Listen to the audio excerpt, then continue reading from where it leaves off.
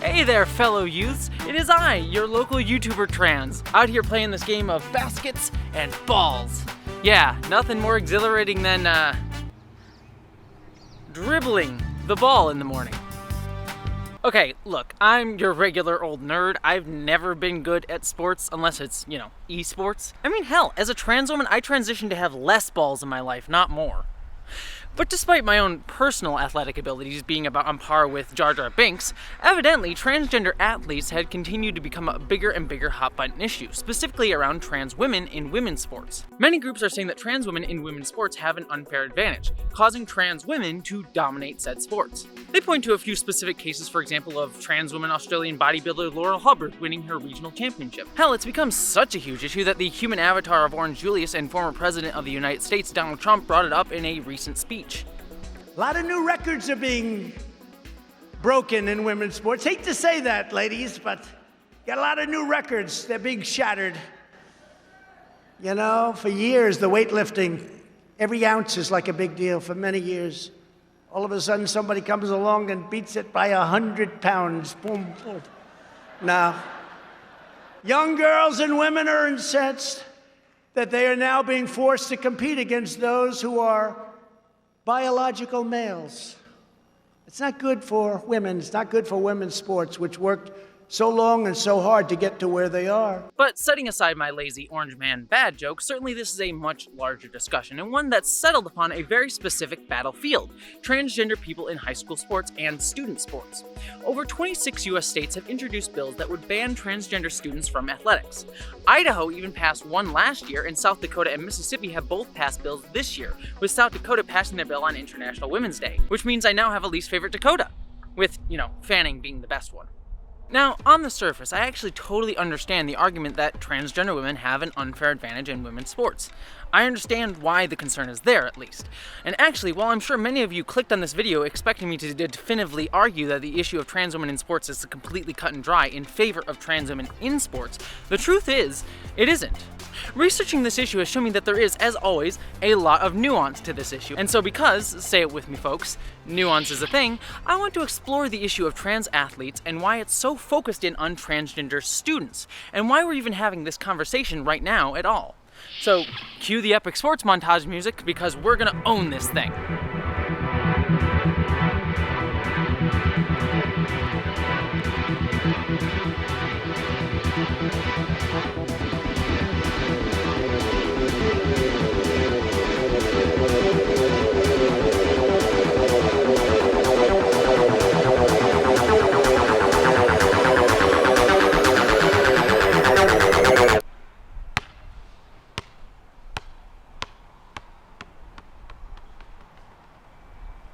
I did it!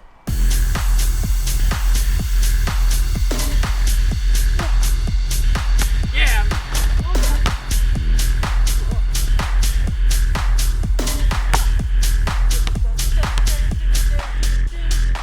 I just want a basket.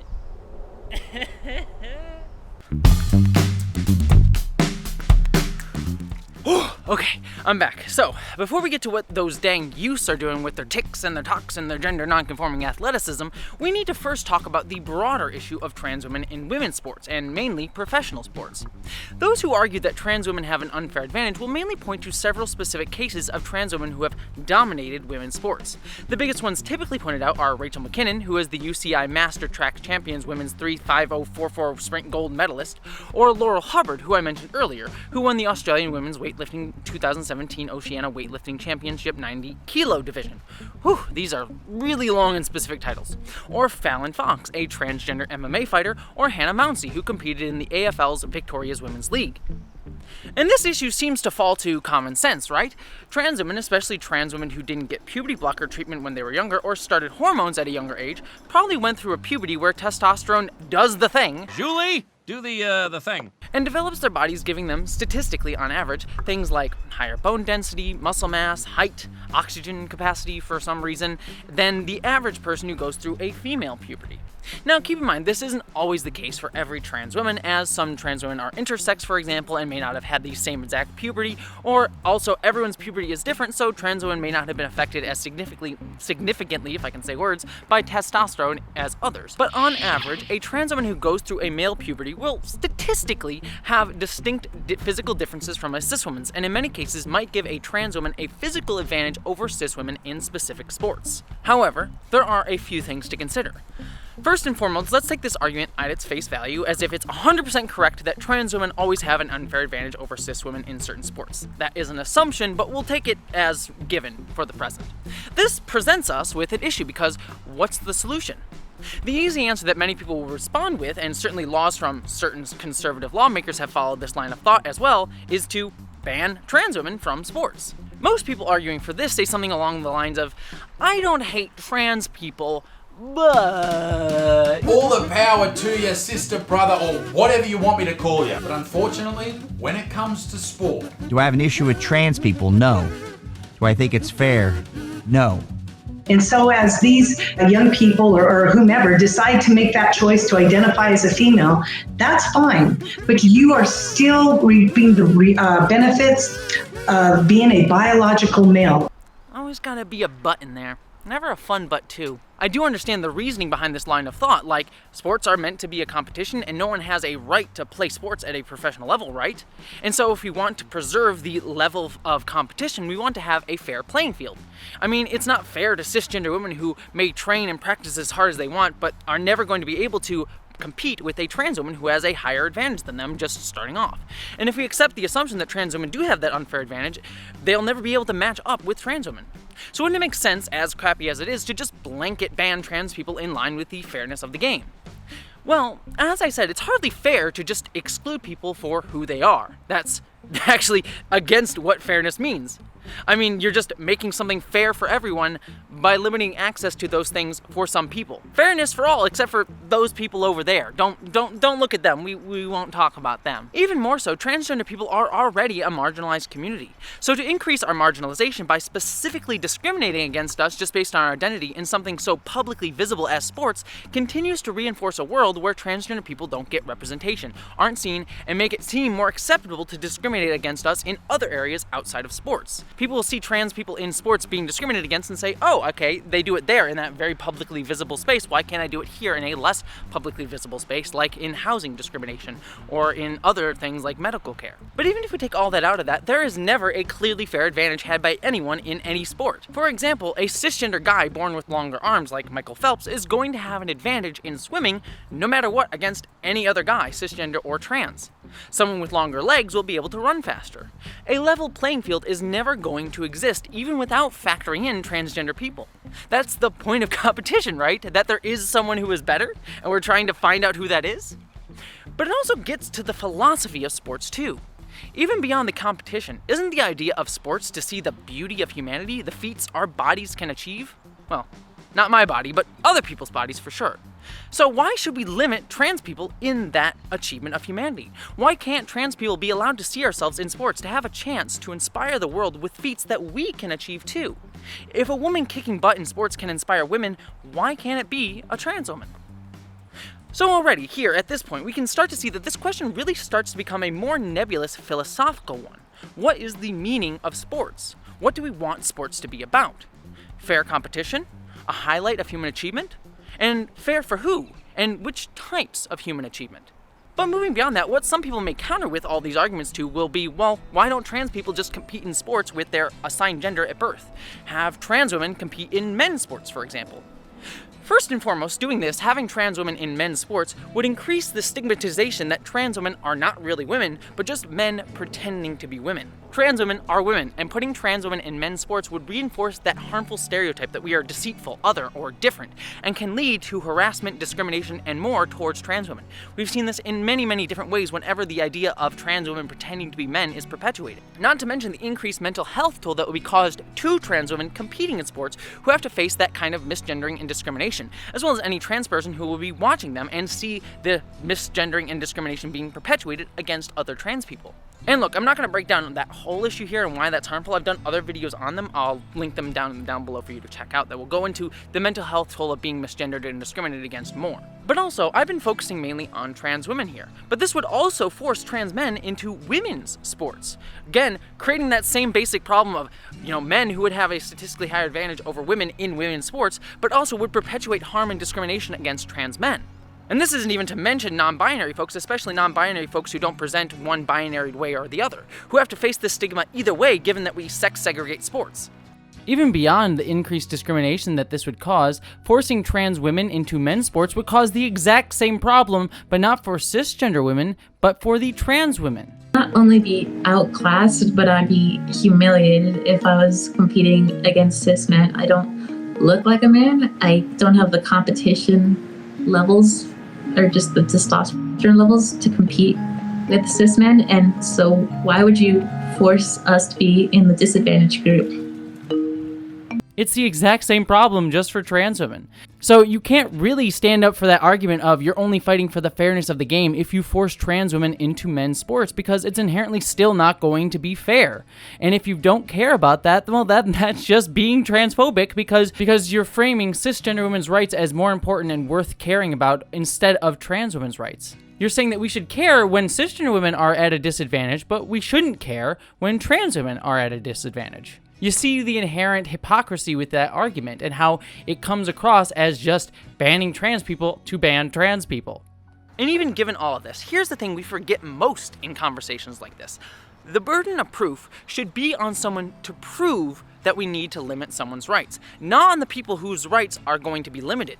We shouldn't be quick to limit people's rights or access. Ooh, it got real sunny. I guess God is like shining. He's like, yes, speak the truth. Oh gosh, wow, ooh, right. We shouldn't be quick to limit people's rights or access to something and then try to take it back later. Trans people are human and we have every right to be able to take place in sports, to have fun playing sports. If people think trans people have an unfair advantage, the burden is on you to prove that before taking away our rights. And even more so, unfair advantage is the name of the game in sports, as I said. Also, this highlights the hypocrisy in this argument too. I mean, I could swing this conversation completely around, right? What about trans men who play in men's sports? If we accept the assumption that trans men would be less advantaged in men's sports against their cis competitors, why are we not talking about how to make things more fair for trans men who compete? It's acceptable to discriminate against trans women in the name of fairness, but it's not okay to do the same for cisgender men? You could argue that you're doing it to affect the least amount of people, given that trans men are a smaller population than cisgender men, but to make these sort of ideas along the lines of identity seems, one, arbitrary, and two, just transphobic, because you're specifically calling out trans people without any other reasoning beyond their being trans.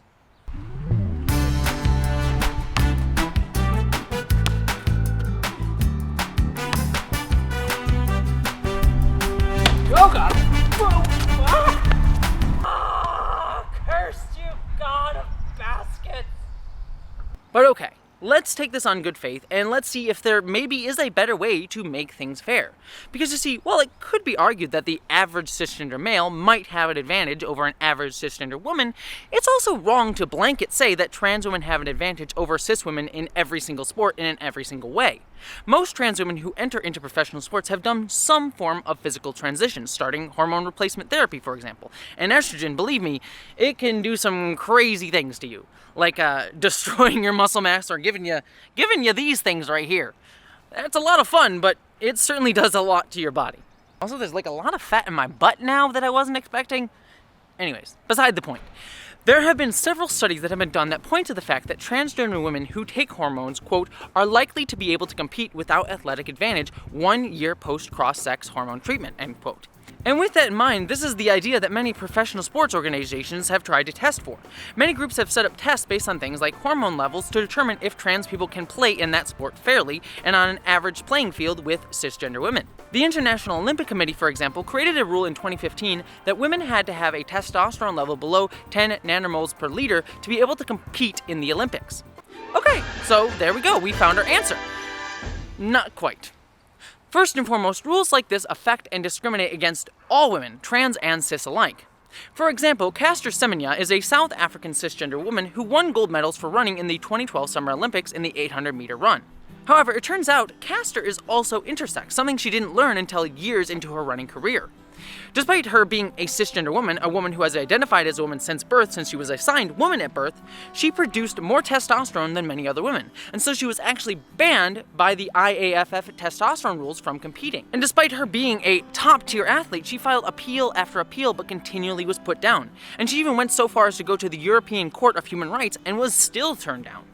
Also, there's probably a bit of racism thrown in there to boot given that she's a black woman, but that's beside the point for this conversation, but worth mentioning. But not only has Semenya's career been completely hurt as a result of this, making her lose years of time at her peak physical condition, but she has also faced mental health effects as well. She has said that this ongoing issue has destroyed her mentally and physically.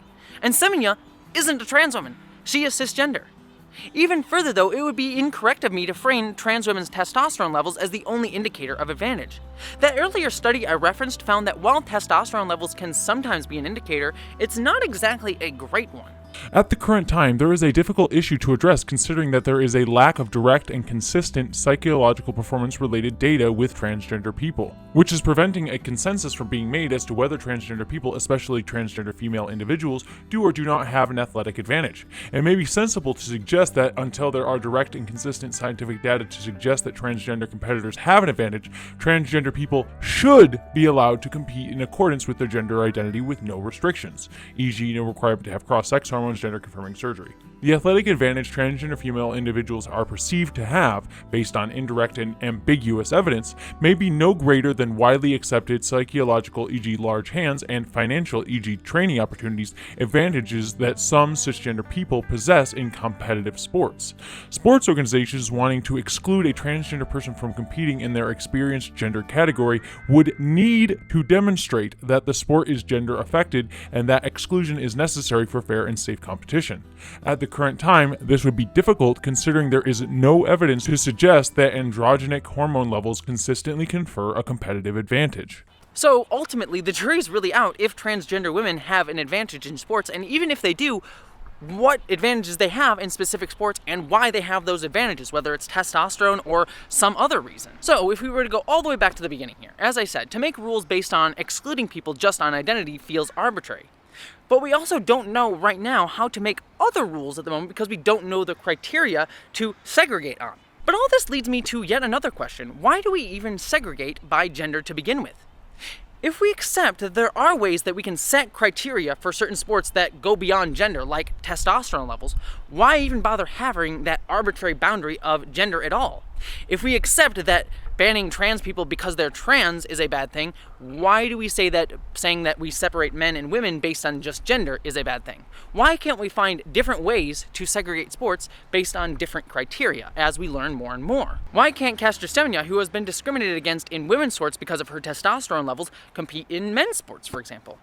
Not only would removing gender-segregated sports be separating other criteria, stop the issue facing binary-identified transgender people altogether, but it would also help non-binary people too, and would also eliminate these issues that Caster Semenya has faced. Now, I'm not saying that that's something that we can do tomorrow. Eliminating the concept of gender in all things, let alone sports, is a long and hard battle and one that requires a lot more discussions than this one. But these are the hard questions that discussing people outside of binary, biological, and gender identities force us to ask. But we never really wrestle with it because we want to just shove things into our little boxes. We cling to the need to have gender over everything else and separate sports into, women's sports and men's sports. And so, as a result, we just decide to blanket ban people because it's easier, at the expense of minority groups' rights and comfortability. So again, to solve the problem for right now, this goes back to what the point of sports are to begin with. Is it about competition, or to show the amazing boundaries that human beings can achieve with our physical bodies? If it's the former, about competition, well, you're never going to have a fair playing field. If it's about the latter, about human achievement, why don't you want as many people to play as possible to show the diversity that we can achieve with our bodies? Ultimately, in either case, it feels like to ban trans people is just there to ban trans people. And ultimately, this is a larger question that will take time, hard discussions, and science to answer. So there really is no specific answer to this question right now. Alright, well, we still have a little bit more to discuss. We still have to talk about transgender youth in sports, but let me see if I can try and get a few more baskets.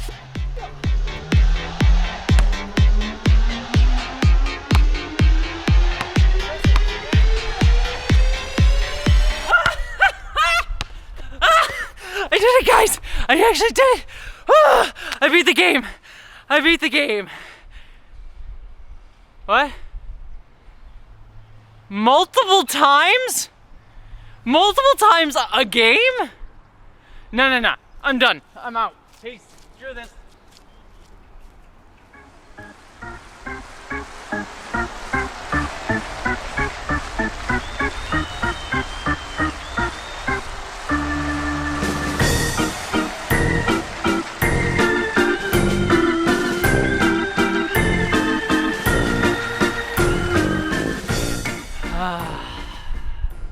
This is how this sport is played, right? Right here from the out, Doug. I like this sport. It's a lot of sitting. More my speed. Wait, there's one other thing that I know you have to do to play the sport. All right, ready? I'm gonna do it. Yeah, now I'm an athlete. But now it's time to talk about the real hot button issue, because while we've been having these conversations about trans women in sports, the real question that many lawmakers are asking today is trans women in student sports in school programs across the United States and the UK. As I said, there are over 26 states attempting to pass laws to limit trans women in student sports programs and trans people in general, not to exclude non-binary and trans men from this as well. So what are the actual concerns with these bills? Well, similarly to the argument of professional women's sports, it's that trans women and transgender people in general have an unfair advantage against cisgender women in sports. Now, obviously, as we covered earlier, that's a murky situation at best. But why do we care so much about student sports specifically?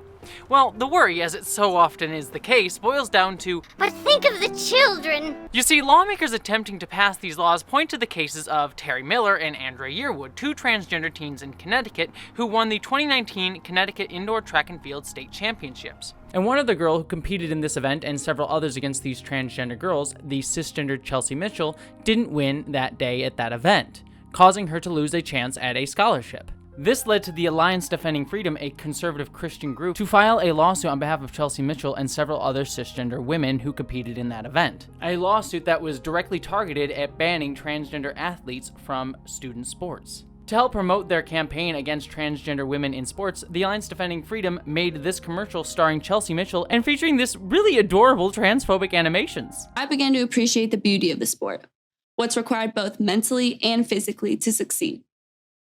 The intensity, the discipline, the precision. To compete at a high level in track takes years of dedication to a single goal. There's nothing more satisfying than crossing that finish line first. Since 2017, the two biological male runners who have competed in girls' high school track in Connecticut have won 15 women's track championship titles. 4 of those state championship titles should have been mine. Those two biological males now hold 17 all-time individual women's meet records in Connecticut. As a result, the rest of us have lost over 85 opportunities to qualify for higher levels of competition, losing scholarship opportunities, titles, and wider recognition. What I find interesting about this whole situation and this video specifically is that Selena spends her whole time talking about how hard she works, how hard she tried, and how she lost this opportunity to get this scholarship. But first thing, Selena wasn't owed that win. She wasn't owed the chance to get that spot.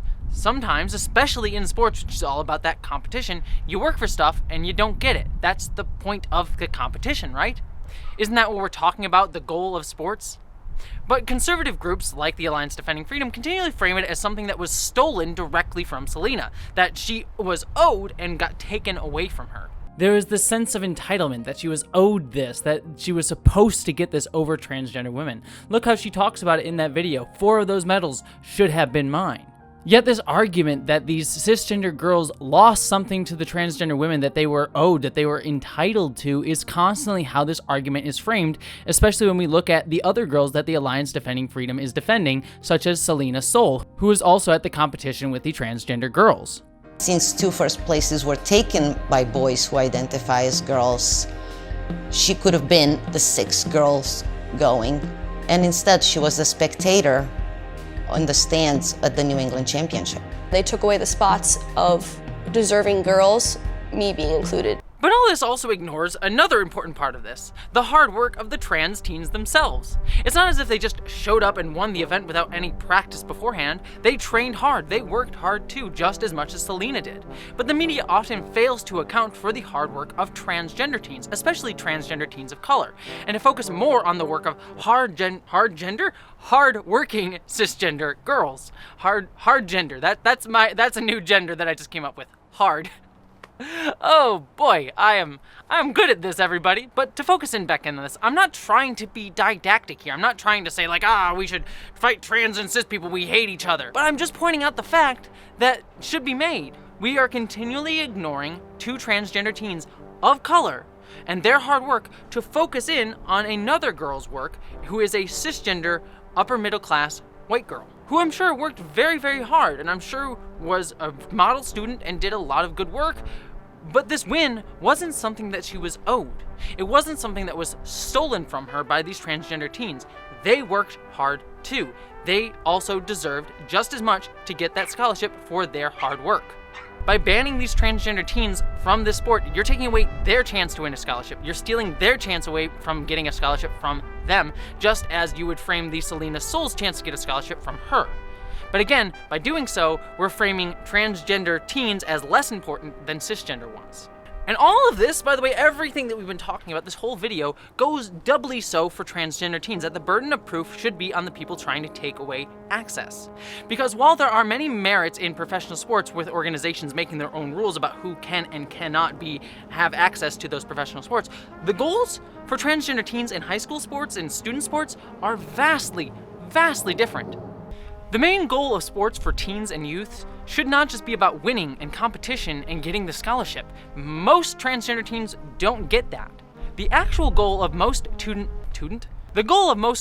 and teen sports should be to encourage camaraderie, friendship, physical health, and forming social groups, things that we all need to learn at a young age. As one transgender teen, Lindsay Heacock, stated, who was forced out of her teen sports team by Idaho's anti-transgender law, pointed out, quote, "I run for myself, but part of what I enjoy about the sport is building the relationship with a team.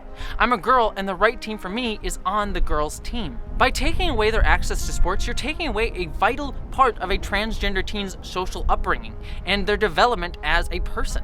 Even more so, we can go back to the stigmatization of trans women as not really women, because this goes doubly so for kids. You see, we teach this bigotry and stigmatization to teens at a young age. So to exclude trans women teaches all the other young girls that their fellow peers are not really women. According to Dr. Adkins, when a school or athletic organization denies transgender students the ability to participate equally in athletics because they are transgender, that condones, reinforces, and affirms the transgender students' social status as outsiders or misfits who deserve the hostility they experience from peers. This isn't to mention that excluding trans people has harmful effects on their mental health, as I said before. But this goes, again, even more so for transgender teens. Do you see the point that I'm making here? Discrimination against LGBT students in schools, regardless of if it's sports or any other things like access to bathrooms, has shown to have a marked increase in depression and suicidal thoughts for LGBTQ teens, even more so than their adult counterparts. And also, they don't get the benefit for being in sports, the sense of well-being in their health and camaraderie of friendships and social groups around them that can boost that mental health. For a marginalized community that already faces high degrees of mental health issues stemming from societal discrimination, it's not only taking away something from them that could help, especially at a young age, but it's also kicking them while they're down.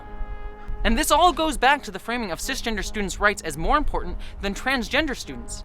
Instead of working to find a system that works for both trans and cis people, to talk about the nuance of the conversation, conservative lawmakers are attempting to ban transgender people in order to save cisgender children, especially poor little cisgender girls. Again, I'm not saying I don't care about cisgender girls, but there is a way to do this for everyone instead of just excluding and discriminating against transgender people. But again, this goes back to the idea of making things fair by simply ignoring and cutting out where the system isn't fair, and screwing those who get lost as a result.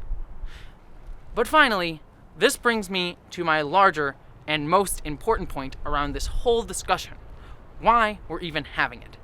But also, I'm getting a sunburn, and I am an indoor vampire, so I need to lurk back into the shadows. So we're gonna be right back.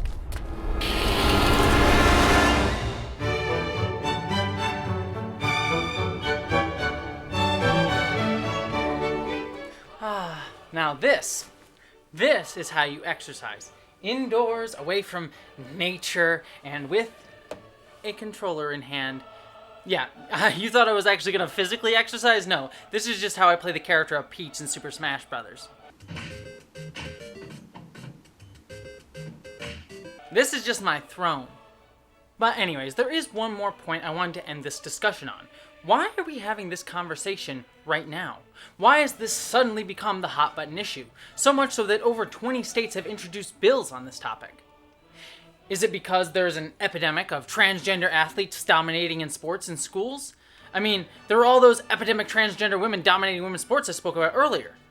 But is that actually true? Let's take a look. Rachel McKinnon has only won the gold medal once, considering that she's competed numerous times. In fact, in this photo, the cis woman standing next to her has won far more times in the same exact competition. 10 out of 12, in fact, many of them against Rachel herself. MMA fighter Fallon Fox lost her final match in 2018 to a cisgender woman who TKO'd her. That transgender weightlifter Laurel Hubbard, who won her regional championship, lost in the worldwide championship. She actually even failed to make her lift, and her largest lift is 328 pounds compared to the 425-pound record in her field made by a cisgender woman. So there's not this epidemic of transgender women in professional sports dominating. Yes, transgender women in sports do win from time to time, but they're not dominating the sport. All right, time to do a whole rotation. And rotate. There we go. Because now, what about the children? What about women's sports in schools? Well, the ACLU called all the Republican lawmakers who are putting forth laws about transgender teens in school sports in several states. And not one of those lawmakers could come up with specific examples in their state of transgender teens dominating sports. The only examples they could point to were these two. The first was of those transgender teens in Connecticut, who I mentioned before, who have long since graduated from high school, and again, are in Connecticut, one state, not all 26. And the other is of Mac Briggs, who won the Girls League State Championship in Texas. The big, scary transgender person defeating the women, right? Totally an unfair advantage. Except, Mac Briggs is a trans man, not a trans woman. He was put in the girls' championship because his state forced him to compete in the league as his sex assigned at birth, due exactly to these kind of policies that lawmakers are trying to put forth. So lawmakers who are trying to make these laws are pointing to two diametrically opposing examples. One, trans women who are competing in women's sports as women, which they're saying should be outlawed, and it's not even an issue in their state, nor are they even competing anymore. As well as pointing to a trans man who is doing exactly what their policies would force him to do. Which leads me to the question at hand. Because if all of this isn't about an epidemic of transgender people in sports, and in fact the people making the laws don't really understand the nuance of it, why is this happening right now? Why are all these laws coming forth? The answer is, it's a culture war. Biden and the Democrats are even pushing policies that would destroy women's sports. You see some big hulking dude running circles around the little girls running on the track court. You just know, oh, this isn't right. Well, and then some egghead, liberal will say, well, no, but actually the way that the hormones in the body and the way that this and the science shows. And if progress means crushing little girls, it's not progress, actually. It's bullying. It's cruelty. It's disgusting. And no society can ignore nature forever. Sorry, can't.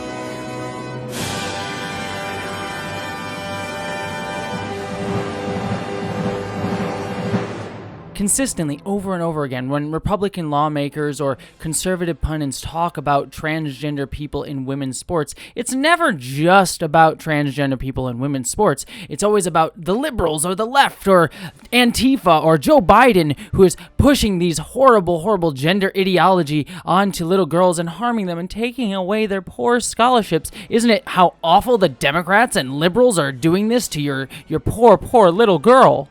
And there's a very specific reason why they frame it this way, as it's the Democrats and liberals on the left trying to harm your children. You see, we're talking now about this, and it's a nice distraction. We're talking about transgender people in sports, but just a few short weeks ago, Texas's power grid literally failed because of the privatization of their power grid by legislation pushed by conservative lawmakers in that state to line their pockets from different corporations. Basically, it comes down to people freezing to death and dying over an issue where there is a clear perpetrator of wrongdoing. But we aren't talking about that anymore. The news cycle has moved on to hammering on things like Mr. Potato Head's gender identity or the canceling of Dr. Seuss. All superfluous issues that really don't matter, and really, if you look into them, are much, much more nuanced than actually are there, but they make a nice little culture war to drag up emotions and get people angry about these silly, silly, silly little things and ignoring the bigger issues. And the biggest of them right now is transgender teens in sports. Like, I cannot tell you literally how many news reports I found while researching this, where the news report would start with something going on today, like people dying in Texas or the COVID relief bill, but whenever the issue got too close to an issue that many Americans are supportive of but Republicans are against, the conversation would slowly shift to things like the Equality Act or transgender teens in sports and how it would harm little girls and hurt their chances at scholarships. No, and some of it, like for schools, won't be spent until after this year. So it doesn't make a lot of sense. And we're going to be, as I'm told, taking up the Equality Act that is anything but about equality. It does massive damage to women's sport, undoes so much of the good that we've done in equalization of rights and scholarships, all these kind of things. I mean, Trump himself brought it up as a big issue in his speech, something that he sees as important enough to mention to rally his base. Again, I'm talking about capital R Republicans here, capital C conservatives, the people actually pushing these laws, who are trying to create this dichotomy, this anger against each other. This is what they always do. They create these culture war conversations so we're not actually talking to each other, but at each other, over each other. And I hate that because I actually want to have a conversation about this because this issue is really, really difficult and there is no correct 100% answer. I want to have a full-fledged idea of this issue and how it affects and hurts multiple people from multiple different viewpoints. It's frustrating because I know that this culture war is inherently going to mean people are going to take this video as me trying to defend the Democrats and Joe Biden and feed into the culture war myself, and I'm trying not to. Yes, I've gone after conservatives and capital R Republicans, but I want to have that conversation. I really, really do. I don't want it to have to be this didactic battle between us that benefits those in power and no one else. I actually want to have conversations with people who disagree with me on this issue because, as I said, it's a complicated issue that requires a lot of nuance. There is so much complicated nuance to this argument that needs to be had, but we aren't having it because it's been made into a wedge issue between us. That the left wants to defend transgender rights and the right wants to protect the poor, poor, poor children, the poor girls that are being attacked by the transgender agenda. I mean, look at how they framed Selena, the girl who, quote-unquote, lost her scholarship in this video. She's in the dark, she's looking sad, she's hurt and lost, and all alone, her future has been ruined. Oh, I feel so sorry. I even know all the nuance that we talked about, but when I watch this video, I feel for her. I'm almost convinced about her pain and how horrible this is, how unfair it is to her. So I get why people would want to vote for people who are supposedly defending this girl from facing these horrible unfairnesses. But even within this very video around Chelsea Mitchell, we can see how disingenuously and hypocritically this whole argument around trans women in student sports is framed. Because you know what? While Chelsea Mitchell did lose that competition against those trans women, guess what? In 2017, at the Connecticut State Championship race, Chelsea Mitchell beat Terry Miller, the transgender athlete, at the Class S 55-meter dash title. She beat the transgender women, so it's not impossible. It's not as if these trans women are dominating every single time, and Chelsea Mitchell knows that. She knew that because she herself did it. And yet these conservative groups like to frame Chelsea Mitchell as the poor girl who lost against the dominating trans women when she herself has won against these very same trans women that she's campaigning against and trying to take away the rights from. And you know who knows that, by the way? You know who knows that this emotional manipulation will galvanize you to voting? Conservative lawmakers. Republicans. This issue will help the GOP win midterms, said Stephen Miller, the former Trump White House aide who helped advise the former president on his CPAC speech. Some Republicans say touting the issue will unite two key elements of a winning election coalition: the party's socially conservative base, which mostly rejects the expansion of gay and transgender rights, and more moderate voters in the suburbs, who are less reliable GOP supporters but may revolt against what they see as Democrat overreach. As that snippet from the Politico article that I've linked down below states, this is yet another issue in this silly culture war that we've all been asked to fight amongst ourselves. It's a way to win voters, to win a culture battle rather than actually dealing with the constructive conversation that we can have about how we can all move forward in a way that works for most people, that doesn't come at the expense of transgender or cisgender folks, but can work for all of us. And in order to win this culture war, they lie and oversimplify and hide truths in order to win this battle, to win voters. Republican lawmakers see this as another way to own the libs, to let their followers feel the satisfaction of beating the Democrats. We get our dopamine hit of competition, instead of focusing on what humanity can achieve when we work together, when we make something greater than ourselves. This is a conversation that needs to be had at face value with respect for each other and each other's fears and worries and needs, instead of it being used to cause us to hate each other even more at the expense of transgender people's health, safety, and rights. And this is ultimately what really depresses me about this, that because of this wedge that's being pushed between us, we always lose sight of the actual need for conversation. I want to have a conversation about what it means for transgender people to be in sports, what sports even is about, the philosophy of it, because there is interesting philosophy to it, and that's what I really care about when it comes to sports. But I think that's an important conversation to have that doesn't need to come at the expense of us attacking each other, of it being a trans versus cisgender person argument or a left versus right argument. But that's what it's become, and we're just gonna end up hating each other because of it, and not actually listening to each other because of it, and ignoring real issues because of it.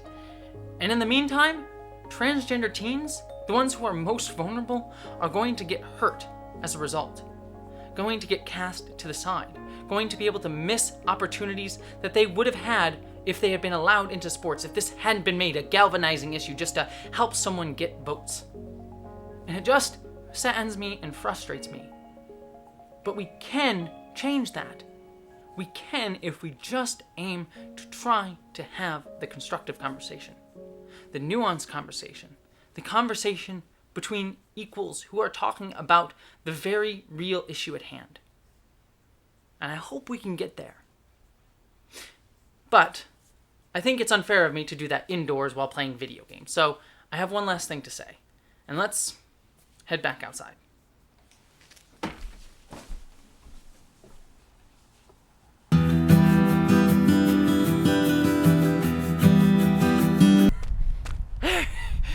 I did it. We're a whole 10 meters. I did it. Oh, I can't do this. Oh, I gotta go sit down. Oh.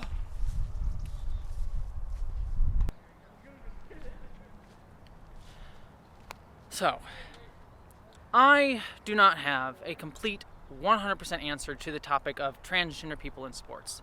I couldn't give you one, and if I said I did, I would probably be lying, because there's a lot of conversations that need to be had about how we structure sports, what the goals of sports even are, and how we can be as inclusive as possible while still achieving those goals. And keeping in mind the goal of still letting transgender folks, the need of letting transgender folks be able to see our bodies be parts of the amazing feats that humanity can perform while in sports. Because while my body may not be performing any feats of physical endurance anytime soon, I sure as hell know that if I got to see a trans woman at the Olympics, I will be inspired. And I can't imagine what that would mean for a young transgender teen who wants to go into sports, to see that, to see someone who can inspire her through her life. But more importantly, I joked about in this video about being a terrible athlete, which, to be fair, I am. And I wasn't all that much better in high school. In fact, I was a hell of a lot worse, though that's a whole different topic. But I was always more of a band geek nerd. But I did play sports. I played baseball in elementary school, and I played tennis in middle and high school. And yes, I wasn't the best at it. In fact, I was the worst. I was always the last person on the team. I was incredibly unathletic and just terrible. But I loved playing it too, despite being that nerdy shut-in that I am. I got to make friends and get out to be with people that I never would have had a chance to become friends with if I hadn't gone into sports. People who I still am friends with today. And it helped me stay motivated and healthy at a time where I didn't really care for those things. And it got me out of my video game dungeon. And to think that I would have had that taken away from me if I had come out as trans back then. I would have been robbed of an important part of my childhood, even a part of my childhood that wasn't even the main part of it. It meant a lot to me. It really did. And I'm someone who never cared about sports.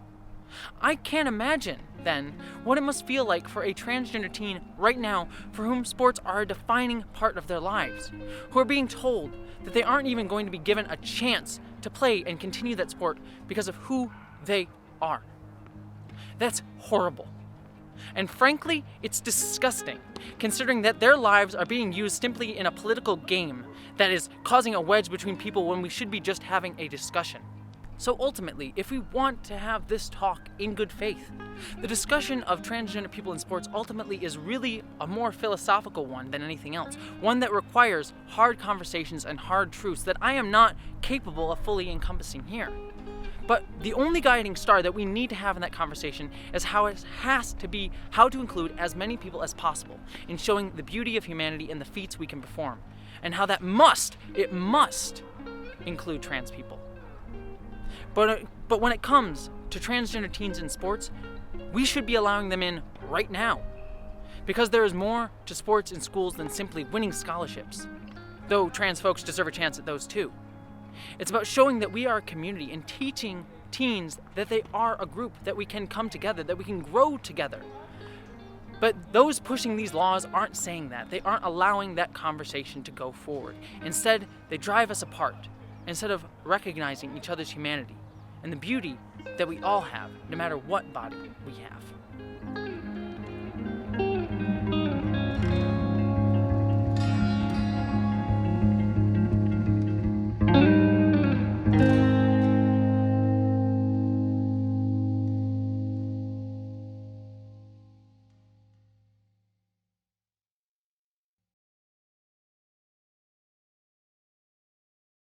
Alright, thank God it warmed up, because I was freezing my butt off all day filming this for all of you, so I hope you appreciate this video. Thank you so much for watching this. This was a lot of fun to do. It's actually one of my first outdoor shoots that I've done in quite a while, or at all maybe, for this channel, so I hope you liked it. I know there's probably a little bit of stuff to work out. I'm doing this all by myself with sound and stuff, so thank you so much. I hope you enjoyed it. I want to try and do these more, and if you want to help improve the quality of these outdoor sort of shoots and things like that, I do have a Patreon page that really helps me, especially right now. There's some stuff going on that I will be announcing in the near future, but Patreon support really means a lot to me in light of all that stuff. And again, I will be talking about that within the next few months on this channel. But beyond that, don't forget to subscribe to this channel where I talk about transgender issues and LGBTQ topics through nerddoms and other stuff, and sort of do deep dives like this if I can speak and I'm not freezing my butt off. So don't forget that. I also do a podcast called What the Frau with Council of Geeks, where we rewatch Farscape. Jeez, I cannot speak. But beyond all of that, thank you so much for your thoughts. I'd love to hear your thoughts down in the comments. And thank you for just coming, and I hope you, as always, live long and prosper. Patrons, it is time to assemble! Catherine Lambeth, Miranda Janelle, Ashley Allen, Bokikio, Eli Bergmoss, Ashlyn Solstice, John Cool, Greg Gillum, Stephen Kleinard, Chamomile T, Randy Thompson, Wellington Marcus, Boyd Earl, and Marybeth Earl, Stephen Schuhart, Wayne Twitchell, Auntie Kate, 808, Rick Osborne, Dominic Noble, Ish the Mad, Buttoneer, John Steele, Meadow Whisperer, Gavin Robinson, Michael Beam, Munir Amlani, BBD, Jason Knott, Hannah F, Andrew K, Bree Beecher, Jasmine, Sky Skinner, Maeve, Skylar Gray, Flynn Nathan Steele, Tiffany Danger, Sean Piper, Geek Filter, Jane Packard, Wen Dizzle Bizzle. Why do I do this to myself? Sarah Bystem, James Karate, Jacob Tovar, W. Randy, Edie, Mari Neckar, Bush, Celestial Dawn, Din, Mark the Edge, Pissed and Twisted Garage, Lily, Polly Nina, Laura Demo, Liza, Nikki, Gordon, Bloomfield, Andrew, Lamaro, Zone 1 Librarian, Jenny Mabel, Michael Hardy, and finally, Corey Honkanen and Vale Dunn. Alright, not my best patron rap, but I figured it would still be fun for you to see all my failure on screen, immortalized in every video this month. Also, I know I mixed Captain America and Superwoman. Deal with it. But thank you, honestly, to all my patrons. I really appreciate all of you, and you really mean a lot to me. I would not be able to do this without you. Thank you so much for supporting me being an absolute dork and weirdo. I wish you all the best.